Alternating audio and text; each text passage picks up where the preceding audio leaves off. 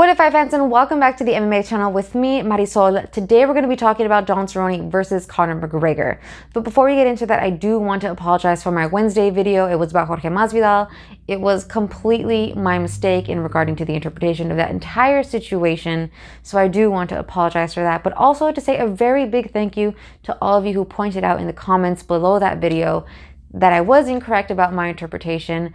So thank you all of you for doing that, for keeping me straight, and also for doing so kindly. It's great to see that we are building a community here where such feedback can be done in a very productive manner. So thank you again for all of that. And I do also want to say that part of the purpose of me even producing these videos, having this channel, is one, not only to create conversation with everybody about what's going on in the MMA community, but also to provide information and some context about fights, the culture, key players, and a little bit about the history of MMA for people who may be new to watching the sport.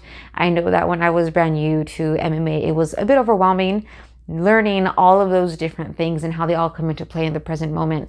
So that's part of the purpose as to why I am doing this. So with that in mind, I did take down the video. I don't want to have any incorrect information on this channel, so I did remove that. But ultimately, and again, thank you for bringing that to my attention. I greatly appreciate it. To get back into Donald Cerrone versus Conor McGregor, this is a fight that has been in a bit of the zeitgeist of the MMA community for quite some time, talking about as to whether or not Conor McGregor was even going to be coming back. And if he was going to come back, who is he going to fight? Is it going to be Donald Cerrone? Is it going to be Justin Gaethje, who was vying for that position for that fight after he defeated Donald Cerrone to even begin with? But ultimately, Donald Cerrone is the one who won out in this situation, and now both he and Conor McGregor are going to meet in the octagon on January 18th. So let's get into exactly why this fight needed to happen.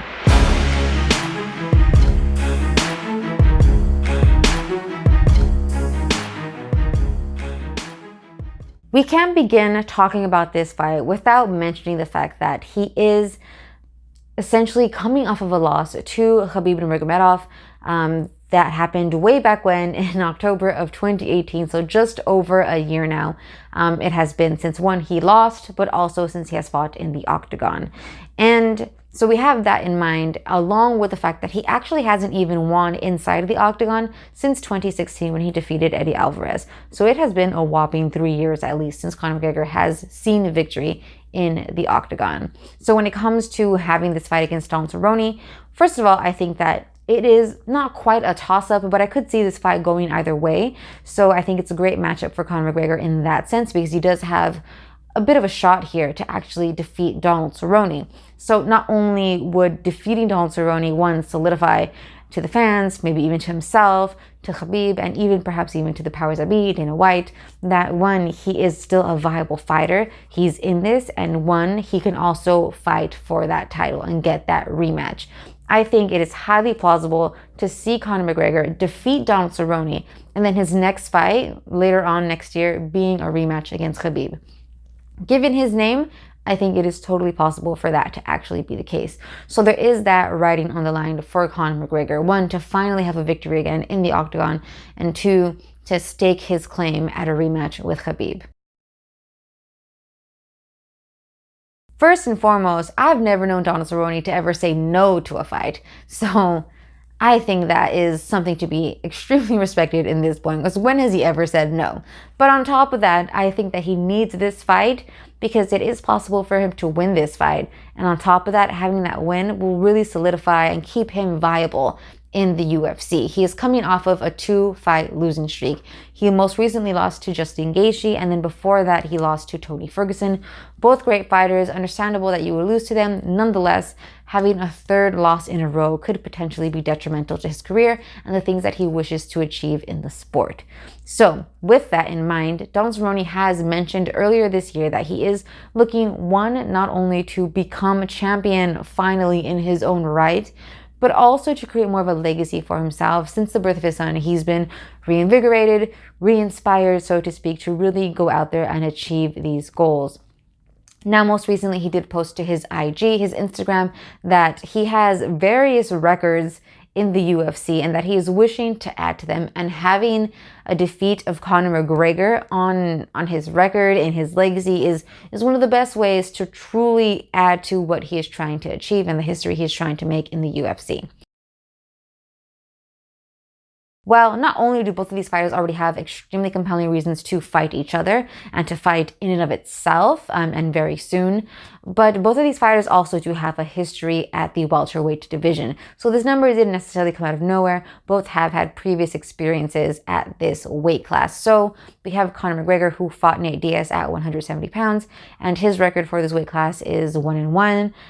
So having a defeat of Donald Cerrone would definitely add to that and add a bit more to his cachet, as I did previously mention. And then we have Donald Cerrone, who is 6-4 at the welterweight division. So this definitely proves to the fact that, or adds maybe to his odds that he could win, since he does have more experience at this weight class. Donald Cerrone is actually also the bigger man here.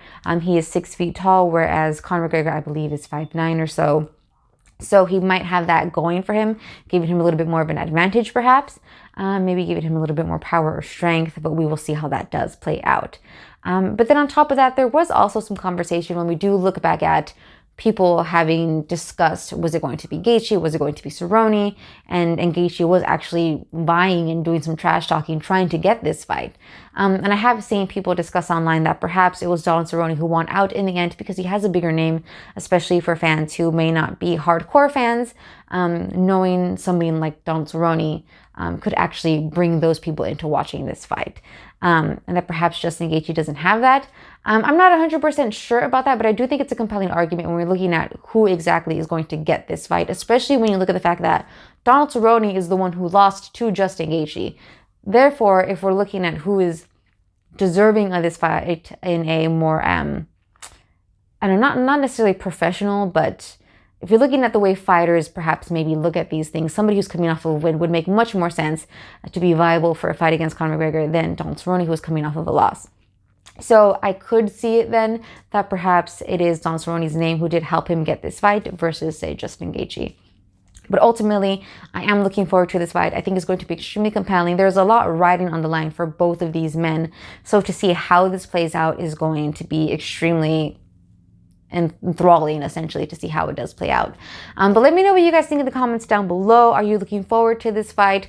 And who do you think will win? At the moment, I'm thinking it's a little bit more of a toss-up, but I will be coming out with more of that later on. So let me know what you guys think in the comments down below about this entire situation. And as always, don't forget to like this video and to subscribe for more content. I'll be seeing you in the next one.